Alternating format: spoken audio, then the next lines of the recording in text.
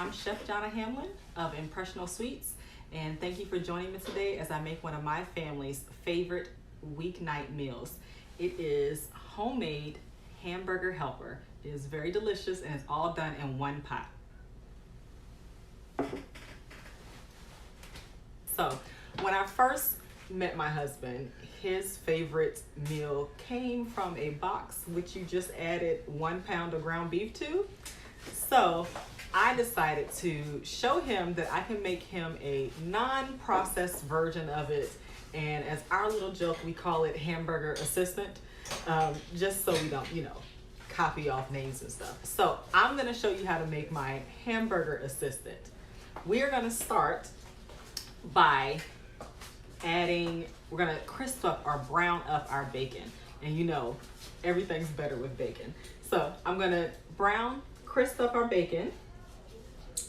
I'm going to start that. And what I'm using, I'm gonna cook it on what I love. First, let me start over. What I love about this is that it's all done in one pot. So I don't have to pull out a whole bunch of different pans. I can do it in one pot. It's gonna take about 45 minutes to an hour to make, but it's all in one pot, so I'm not dirtying up a whole bunch of dishes. So we're gonna start in a Dutch oven by browning our bacon. So I'm gonna cut this on about medium high, and then we're gonna just start browning our bacon.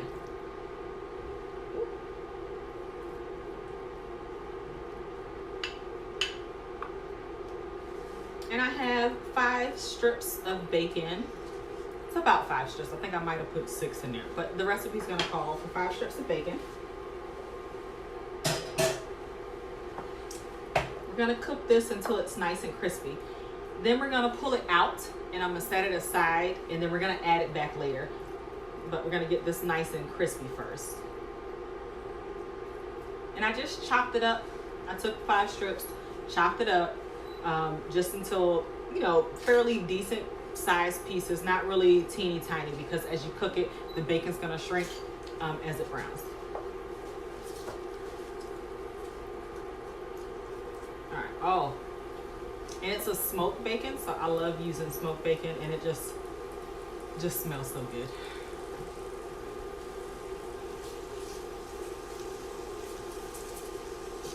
Oh my goodness, delicious smelling bacon.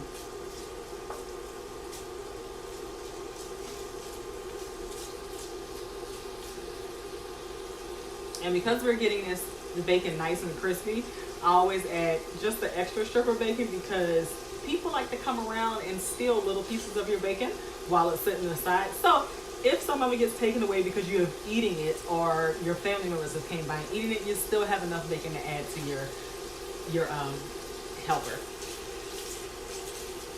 All right, now we got some nice action going on here.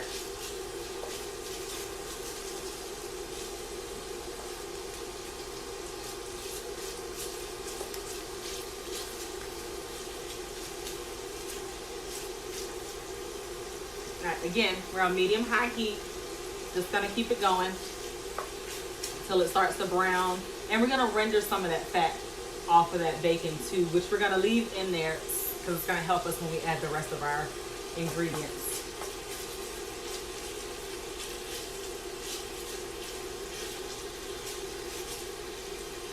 Ooh.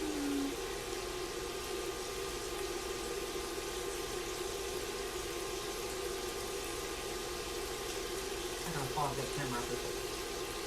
Okay.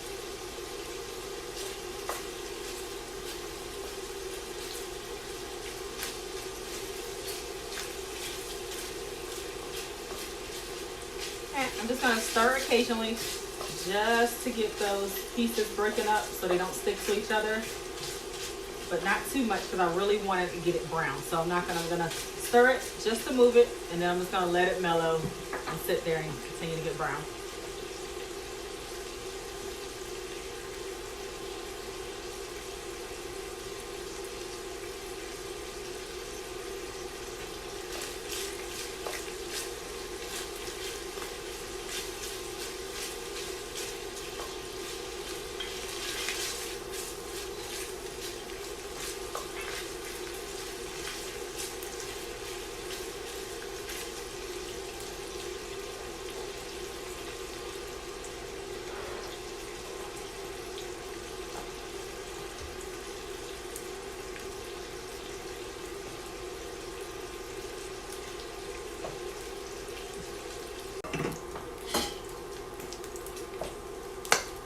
Woo, poppy bacon. All right, so I'm gonna remove my bacon now. Drain off as much of that fat as I can so that I can leave it in here for when I add the onions.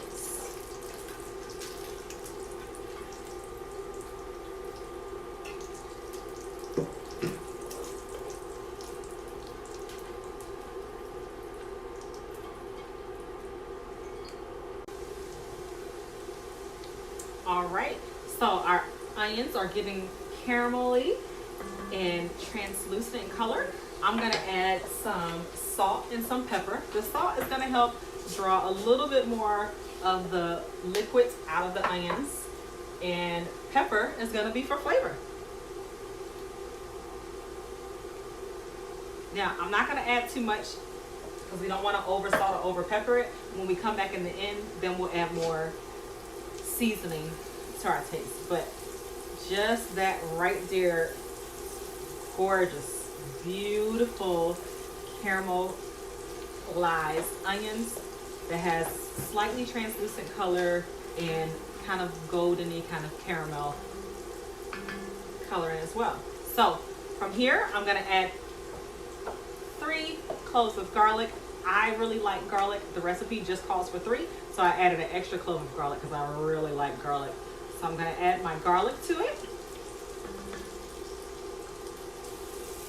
Then I'm just gonna cook that just until it's very fragrant and garlic smelling, and very fragrant and garlic smelling.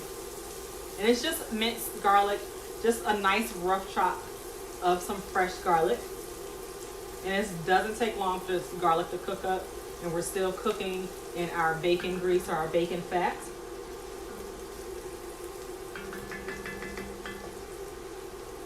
So just gonna cook it for about a minute or 2, just till I start to see some color in my garlic. And then I'm gonna add my ground beef to it. So I use about an 85-15 lean ground beef. Sometimes I use 90-10 only because I really like not that much fat in there, and for it to be a nice meaty kind of flavor or taste in my meat. But you could use 80-20 as well if that's the type of ground beef that you like. But I always use about 85-15. And I'm using an organic ground beef. But again, you can use whatever ground beef that you can get your hands on. Right. So we're gonna turn it up to about medium high, and this is to get our ground beef nice and seared and crispy. And we want to cook it all the way through.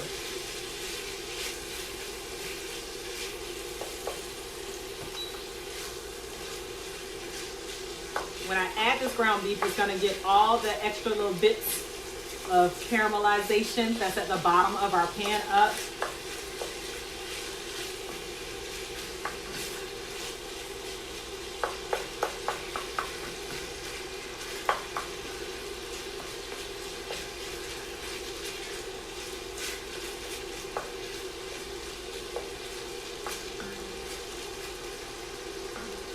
So I'm gonna let that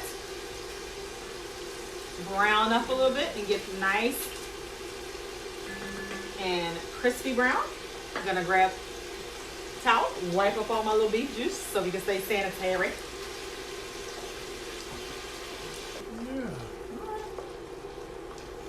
All right, so my beef is just about finished browning. And then what we're gonna do, since it is an 85-15, it has quite a bit of grease or juice that has drained off, came off of the beef. So we're gonna drain most of it. We're gonna leave just a little bit in there to keep the meat moist. But I got a few little bit of pink spots to get rid of, and then we'll be ready to drain it.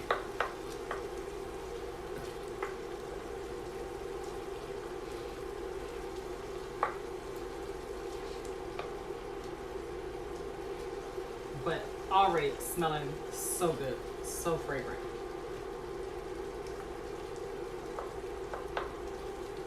All right, no more pink in my beef. And we got a nice brown color. So I'm gonna go ahead and drain most of this off.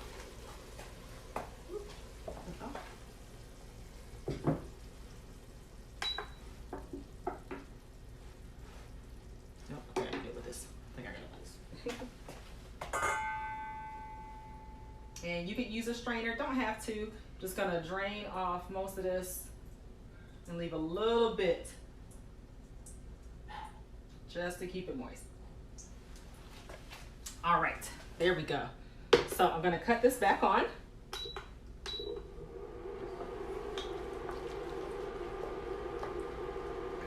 And then we're gonna add our white wine. So this is about a cup of white wine. It's going to, not only is it going to deglaze the bottom of our pan to get those extra little bits off of there, it is also going to penetrate our meat and flavor it with just a little wine. So we're gonna bring this up to a boil and let it reduce. So I'm gonna let it reduce for about 10 minutes, and that's gonna concentrate that nice wine flavor. And I say about a good rule of thumb for picking out which wine you want to use: if you will not drink the wine, then you shouldn't cook with the wine. So you should always have a wine that tastes good enough for you to drink that you can cook with. So while we're waiting for it to reduce, I'm gonna go ahead and enjoy me a glass of wine. Nothing like a little wine while you're cooking. Yummy, yummy, yummy. That is good. That's really good. Yeah. So we're starting to simmer here, and we're just gonna let it reduce for about 10 minutes. So I'm gonna go ahead and put 10 minutes on my clock and let that reduce.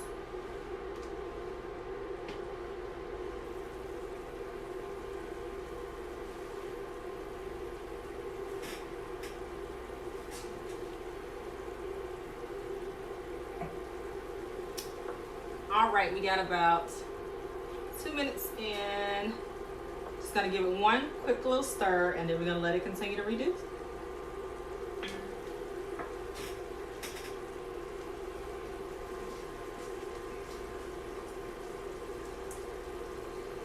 All right. Okay, so our wine has reduced a little bit more than half. Now we're gonna add our remaining ingredients. So we're gonna add 3 cups of chicken stock, cup of heavy cream, and our 2 cups of dry macaroni. So in goes our chicken stock, heavy cream,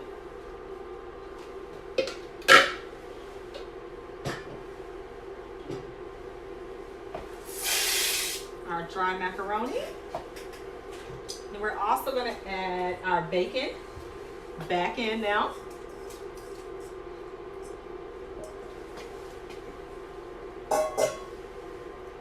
And for a little bit of more flavor, we're going to add 2 teaspoons of smoked paprika. You want to make sure that you use a nice smoky paprika. Going to add a nice smoky flavor to it that's going to complement our already smoky bacon that's in there. And we're going to add 1 bay leaf. My bay leaves are a little small, so I'm going to go ahead and add 2, it's like 2.5 to mine. And then we're going to give this a stir. Oh, it smells so good, y'all. It smells so good. And again, so convenient. It does take a little longer than that little box meal, but it's well worth it in the end. We're gonna bring this to a boil, and we're gonna let it boil for 9 minutes. So I'm gonna go ahead, turn this on high, let it come to a boil, and then we're gonna let it go for 9 minutes. That's gonna get our pasta cooked till it's nice and al dente. Here's my timer.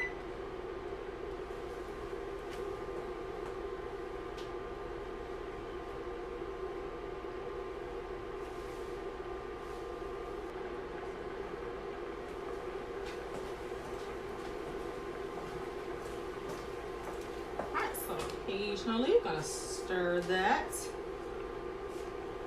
Oh, it smells so good.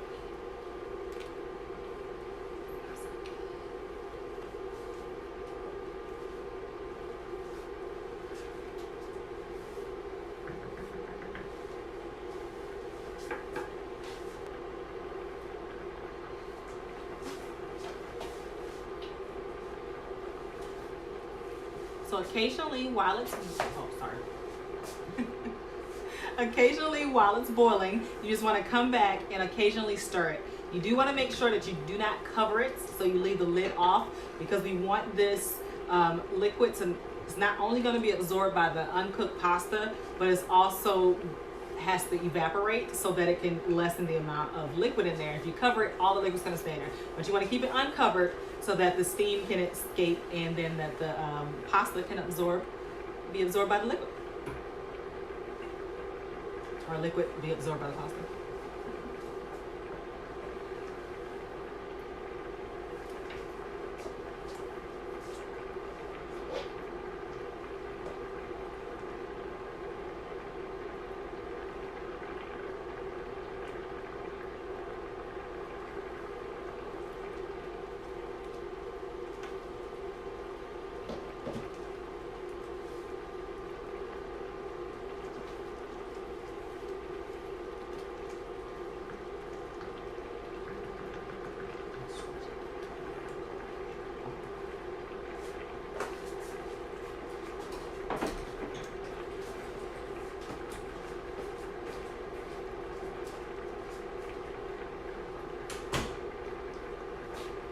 All right, we have about 5 more minutes left on our pasta to get cooked.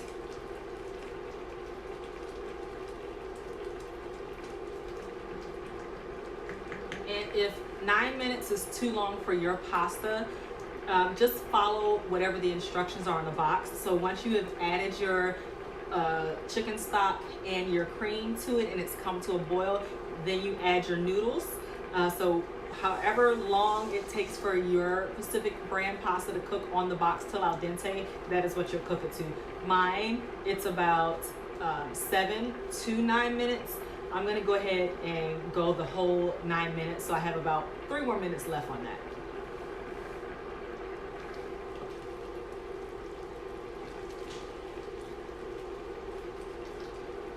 And you can also occasionally just pull a noodle out and check your noodle too. Still a little undercooked, so I'm gonna let that go.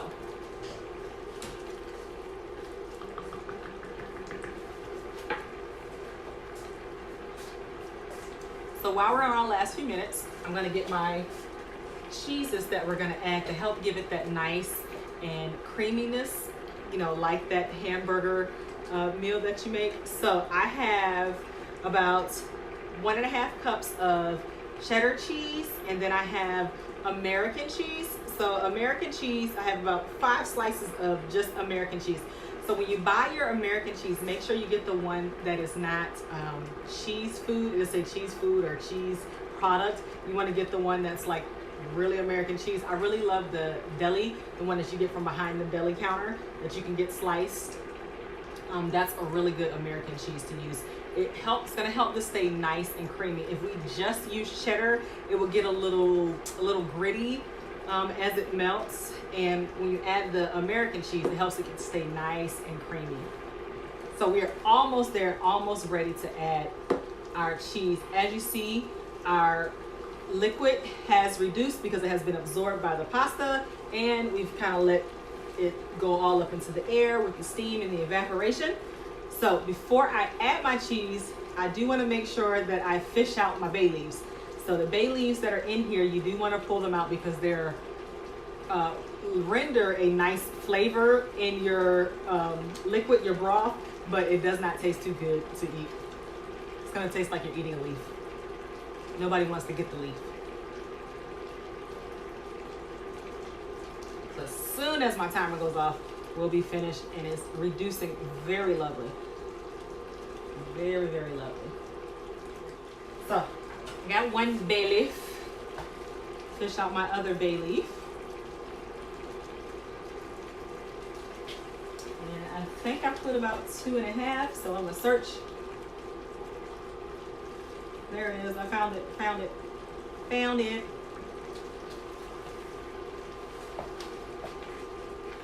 All right. I know that my noodles are nice and done, so I'm going to go ahead and turn my heat down to low, or you can cut it off if you have an electric eye that you're using. I'm using induction, so it's going to cut off like immediately. But if I was using an electric eye, the heat would remain, so I would just cut it off. And then I'm going to add my cheeses.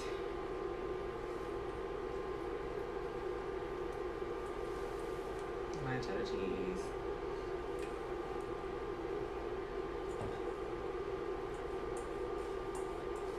All right, put cheese in.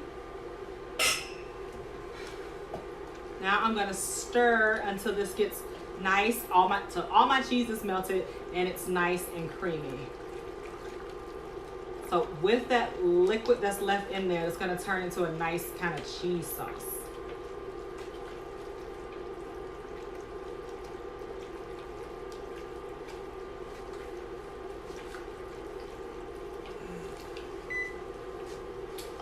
It's my timer.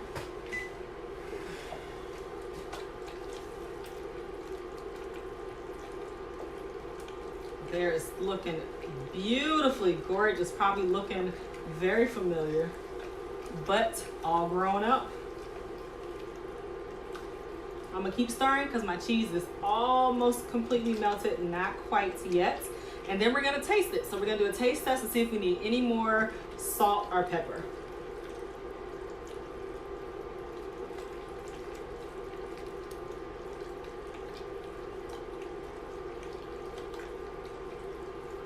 All right, so I got all my cheese is melted. I'm gonna go ahead and turn my heat off. Oh, that sounds delicious. All right, I'm gonna take this off and I'm gonna move my heat source out of the way.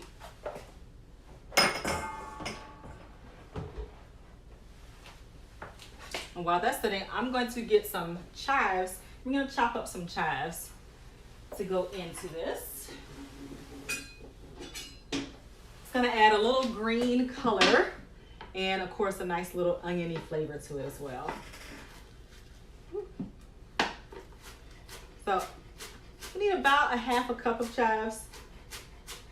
You can put more, you can put less. I'm going to also save back some just to garnish it when I plate it. You want to cut your chives fairly small.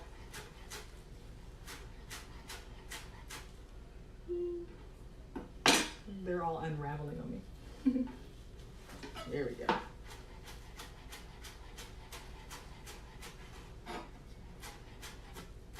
And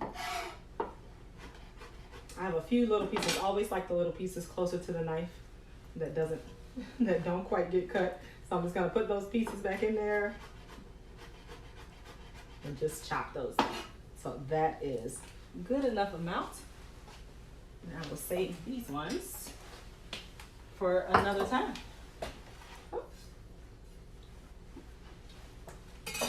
Just gonna add a few chives in here for some nice green color.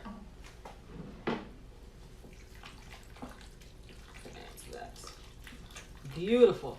Oh my gosh, y'all, it smells so good. So I'm gonna go grab me a spoon, put these back here. We're gonna save that for garnish. Gonna go grab me a spoon and a bowl so that I can serve it in.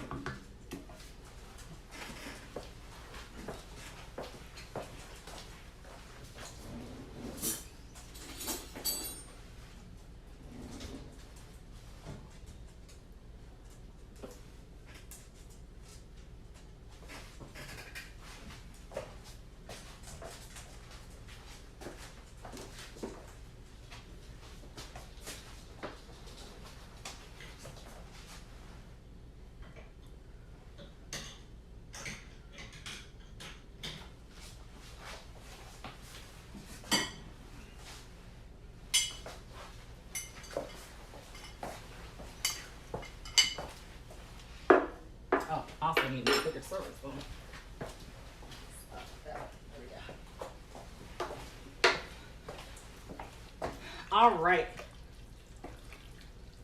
So I am going to taste it to see if we need any more. It's very hot. It's very hot. That was so good. I'm gonna add a little more pepper to it. But we're good on our salt.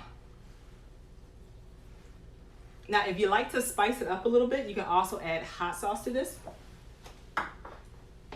Hot sauce will give it really nice spice.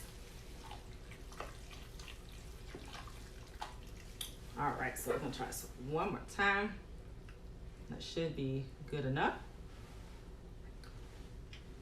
Perfect. So that is, so get you a nice little cute little dish to serve it in. Make sure you get a good amount of the bacon and the pasta. Now, this is good enough to be a meal all by itself, but you can also serve this. I would probably serve it with just a little side salad or something to go with it. So have that. We'll top it with some more of our chives, and there you have it. That is our homemade from scratch hamburger assistant or hamburger helper. Thanks for joining me.